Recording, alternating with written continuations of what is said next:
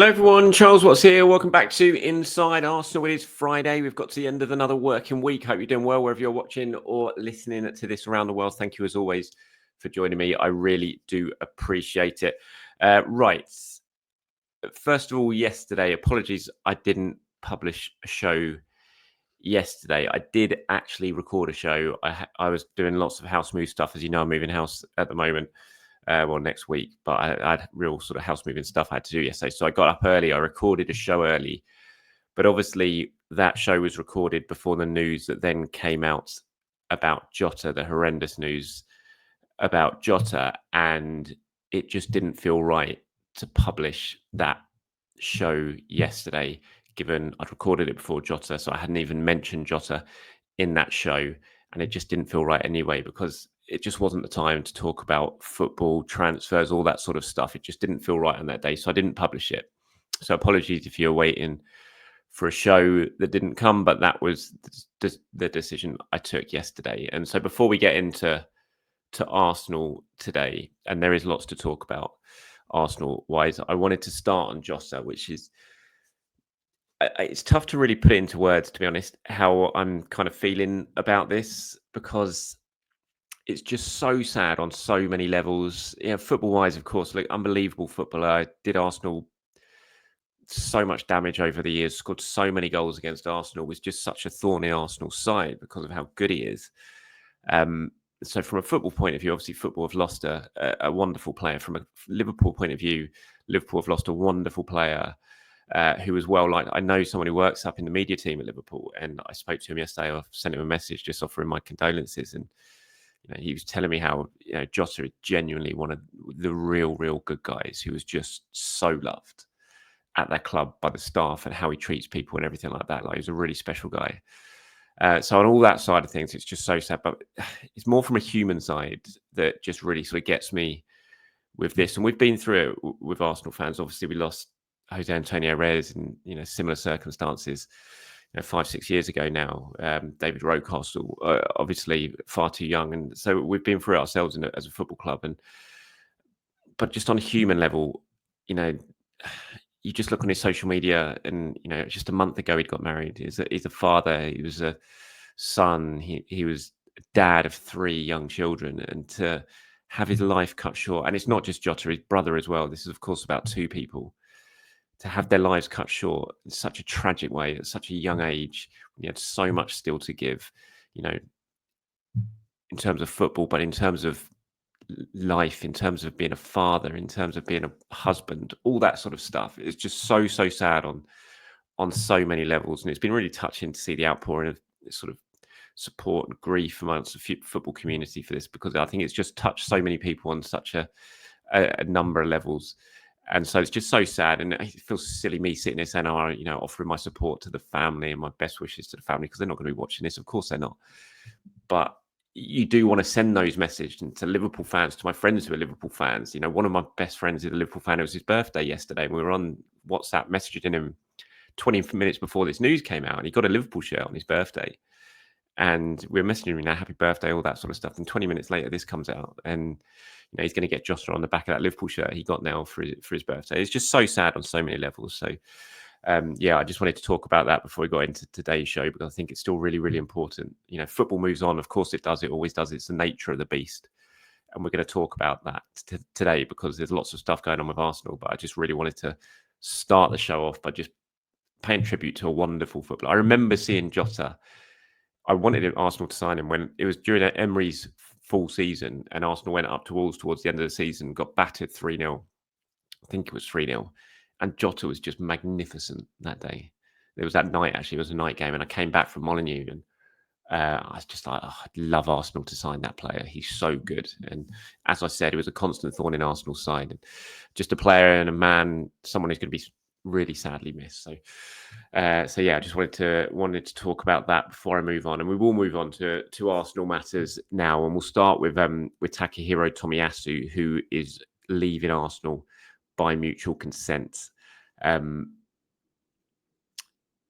sad story, this, really, because just such a good footballer, wonderful footballer, could play so well across the back. I just don't really know many footballers like Tomiyasu who could play. You could play him left back, you could play him right back, you can play him centre back against the best forwards in the world, and you would not be worried.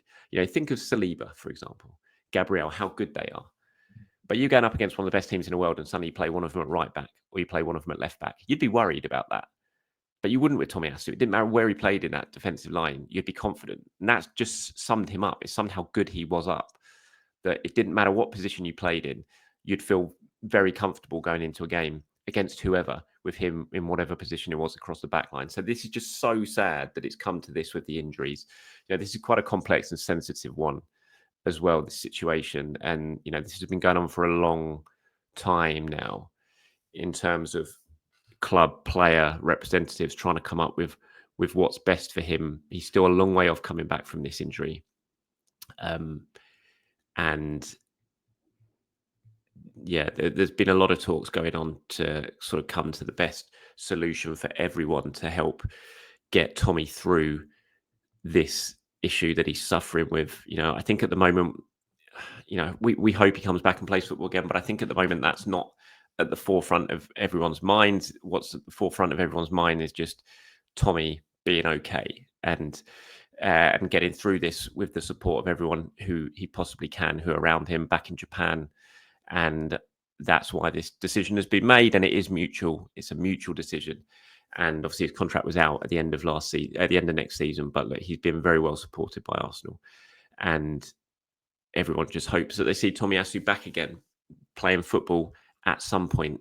It would be great to see him back playing football, and we hope he can be, and it'd be great to see him. Who knows? One day his paths might cross with Arsenal once again. So yeah, that's the latest on Tomiyasu. We'll talk about transfers now, and this is interesting. I think the Rodrygo situation. Obviously, it's something we've all been keeping very sort of aware of and keeping our eye on at the moment.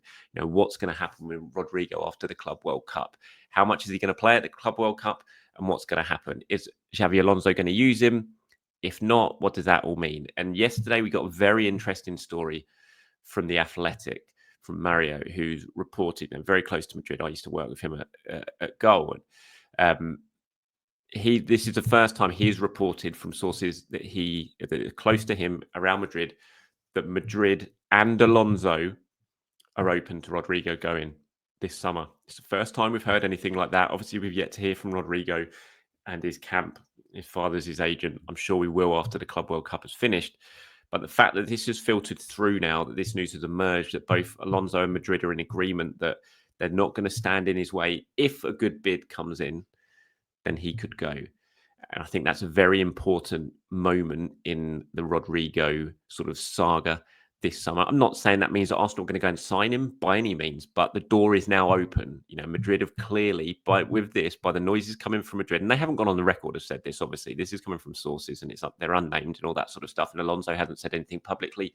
And I'm sure publicly, if he's asked about it in his next press conference, he'll say exactly the same thing as he said so far. Rodrygo's a special player. He's in my plans and all that sort of stuff.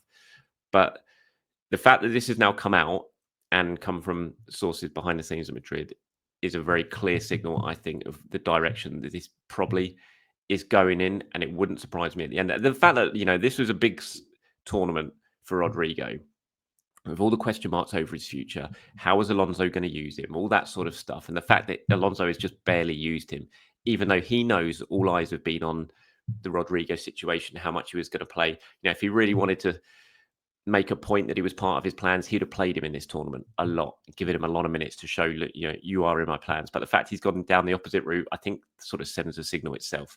So this is an interesting one. The door is very clearly open here. Whether Arsenal sort of push that door open and really make a massive move for him, we'll have to wait and see. We've got the Madueke stuff as well. But yeah, I think this is a really interesting development on Rodrygo. Just on sticking with left wingers, this is massive. This is literally broken just as I was about to publish, just as I was about to record this video.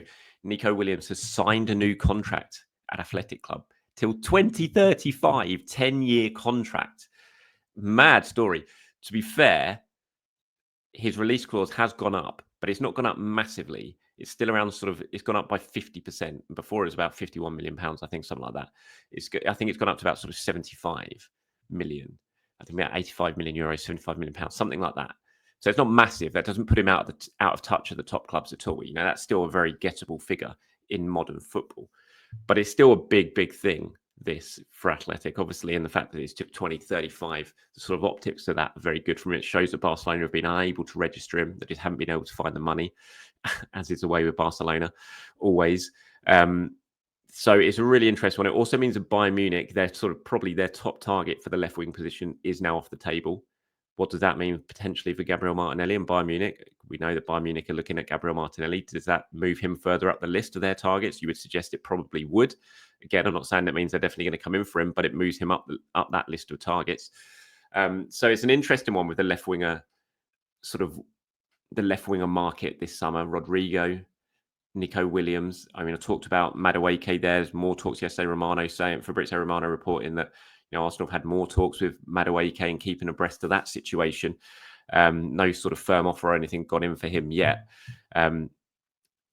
I think it's still up in the air in terms of the winger situation. I think a lot of it rolls around Martinelli. Say Bayern Munich come in for Martinelli. We had reports yesterday that Saudi Arabia clubs are willing to pay £73 million for Martinelli, which I think is more around the valuation I had for him than, there were stories about 50 million. I was like, no way, no chance. 75 million, something like that. I think Arsenal would probably look at that, and especially if it allowed them to go out and really do some significant business on a replacement, then I think they probably would think about it. But I think the left winger market is going to be very, very interesting over the next 6 weeks or so as it really starts to heap up. But yes, Rodrygo, door open. Nico Williams, probably say door closed, certainly for Arsenal at the moment, but probably for other suitors this summer anyway, but still does remain gettable going forward on that. Just on Christian Mosquera, latest from Valencia, or reports in Spain, is that he has absolutely firmly told Valencia that he will not be signing that new contract that has been offered to him, that he wants his move to Arsenal. We know that terms have already been agreed with Arsenal behind the scenes for Mosquera. I think Valencia are going to try and play hardball for as long as they possibly can this summer. But ultimately, when he's only got a year left on his contract, when he's got his heart set on a move elsewhere, when that club have agreed personal terms and he's really, really pushing for it, I think your negotiating position is pretty weak. So they might try and play hardball for a while this summer or the next few weeks, Valencia. But it does feel like this one, you'd be surprised if Arsenal don't pull this one off, just because of the contract situation that he is in at Valencia, and it's either lose him for free in a year or get some sort of money in for him for this summer. So we'll see on that. But yeah, the latest reports from Spain, certainly, that he has absolutely said no to this new contract offer. Gabriel Heinze, as I thought would happen, as I've mentioned many times on these shows in the last sort of month or so following Carlos Cuesta's exit, Gabriel Heinze will be part of Mikel Arteta's coaching staff. He has been brought in. Obviously, the two have got a very strong relationship. They played together at PSG. Arteta loves Gabriel Heinze from their time together in Paris. A few years ago when Cuesta was potentially going to go to Norwich, Heinze was lined up then as a possible replacement. He's been out of work since 2023. I think his last job was at Newell's Old Boys in Argentina. Been out of work since 2023. Excuse me. It just felt inevitable when Cuesta went that this would be the appointment that Arsenal would look to make, and they have that. That is happening, and Arsenal are hoping that it will be fully done and dusted, so he'll be ready to start pre-season with the rest of the group when they return next week, not tomorrow, next week. So yeah, Gabriel Heinze on board. Also, James Ellis. This was a story written by Gunner Blog yesterday that James Ellis is going to be moving up to be the new technical director at Arsenal, and that is the case as well. So lots going on behind the scenes at Arsenal. We've got Mehmet Ali as well, the under 21s coach. He's gone. He's going to Brentford to be part of Keith Andrews' first team set up at Brentford, which means that Arsenal are now going to be looking for an under 21s manager. Whether that means that Adam Birchall moves up from the under 18s and Arsenal looks to bring in another under 18s manager, we'll have to wait and see. But lots going on behind the scenes at the club at the moment. So yeah, Heinze are in, Ellis promoted, Mehmet Ali leaving. There you go. That's what's been going on behind the scenes at coaching and technical level at the club. Right, moving on to some questions and comments now before we wrap this one up for today. Luke has got in touch here. He says, Charles, whilst we patiently wait for the new striker news and in light of a potential Eze return, are there any Arsenal players you wish you never got rid of? mainly younger players, not RVP, etc. And Luke has listed Wiltshire, Maitland-Niles, Chido Obi, Oxlade-Chamberlain, and Serge Gnabry. Out of that list, Serge Gnabry certainly is the one that I've got regret over. Obviously, he's gone on to be such a wonderful player at the highest of levels. And I think we could all see how good he was when he first broke through. Remember the Swansea game, the goal he scored there. And obviously the injury then really hampered him, and then sending him out on loan to West Brom, that was just such an error. Why would you give Serge Gnabry to Tony Pulis? I just don't understand it. And that was a major, major error. And Arsenal tried to get him to sign a new contract after that, but he didn't want to do it. And so he was always going to go. So yeah, there's certainly regrets over that. But I think for me, and I'm going to show my age here, the two players that I've got the biggest regret over, Arsenal selling, I've never really got over Anders Limpar. When George sold him to Everton, I was just gutted, so gutted. He was behind Righty. He was just my favorite player back then, and the original Super Swede. And I just couldn't believe we'd let him go. I really couldn't. I was so gutted when we lost Anders. So him and David Rocastle, again, I was just distraught when George sold David Rocastle. And so yeah, I think those are the two that really sort of stick in my mind as the two that I was so gutted that we let go. Cesc as well. But Cesc was different because of the way he forced his way out. I've got a very sort of different feelings about that. But from a sort of purely footballing point of view, I was just so gutted that ended up happening, because I would have loved for him to stay, be captain, and you could just see how good he was. But the way it all unfolded, I was so disappointed in him for the way he sort of forced for that move and everything that went about it. So I was gutted over Cesc, but I was gutted in a completely different way. I was just heartbroken over Anders and David Rocastle. Johnny now's got in touch, says, hope the move is going well. I'm in the midst of one to New Jersey, of all places. Tony Soprano land. I was watching Sopranos last night, as I tend to do before I go to bed. So good luck with that, Johnny, and thank you for your message. It's kind of going slowly. I don't know. We've got to be out of here. The move starts on Tuesday, basically. We're complete on Wednesday, but the move starts on Tuesday. And I keep looking around this place and just think, how the hell is this place going to be ready for the move on Tuesday? I don't know. But hopefully it will be. I managed to get rid of 2 wardrobes yesterday. I drove a van for the first time, so I was very proud of myself. My man levels were feeling pretty high yesterday after bringing down a wardrobe with help from my brother and getting it down the tip in a van. So yeah, we're getting there slowly. You say, do you have any worries on the Saliba, Saka, and Nwaneri extensions? We move fast on Gabby and MLS, but there's resounding silence on the other 3 contracts we need to address pretty urgently this summer. Do I have any worries on them? Of course I do. I always have worries until they're signed. I hope they'll all be signed. I think the sort of signals are that things are going fairly well. Look, you're never going to be able to announce all 5 of those players at the same time. There's going to be a lot of work done. The Saliba, Saka, and Nwaneri, actually, when you use those 3 examples, they went pretty deep into their last contracts. Nwaneri, basically everyone thought was gone. He was pretty much down to his last days before he changed his mind and signed. So Saka and Saliba got down to a year to go before those ones were done and dusted as well. So do I have worries? Yes, but I know that Arsenal are working on them. The idea is to keep them. All 3 of them, I believe, want to stay and are happy to stay, but it's a case of getting these deals over the line. I think Nwaneri, James wrote a really interesting piece kind of blog today on The Athletic about Nwaneri, and it's a difficult situation with him because of his age, because of he's only got a year left, because of positions Arsenal are looking to sort of strengthen in this summer. It's a tough balancing act in terms of making sure you get enough space in the squad for him to get as many minutes, because he played a lot of football last year. Yes, his minutes went down a bit towards the end of the season when I think his performances started to dip and he just looked a little bit tired, but he still played a hell of a lot of football. It's about being able to maintain that level of football this coming season, even with additions that come in. And also you've got Max Dowman sort of coming up behind him, playing in a very similar situation. So in a position that you've got to try and factor in some minutes for, as he's also got a contract situation that needs to be kept on top of as well. So those are my thoughts on that, Johnny. Thank you very much. Got one here from Red13 Teen. This is a long one, and it's kind of about Ethan as well, and Max. So I'm not going to read through it all, but Red13 gets in touch. So he's from the Royal Marines at Norton Manor Barracks. He says, all the Arsenal fans here tune in every day. So thank you very much for that. I'm glad that you do, and thank you very much for your service, of course, guys. You say, I think our fan base needs to temper their expectations of pathways for Ethan and Max. Max is at least 2 or 3 years away from first team appearances. Wonderful talent, but so were so many. And now where are they? do believe Max is a cut above the rest, and we need to develop him physically and nurture his body development. Otherwise, like so many, Michael Owen, perfect example. You overplay and push a teenage body to play the levels and minutes, then their body may break down. You say the same as the same for Easton. And I agree. But I do think that Max will get first team appearances this season. I genuinely do think that.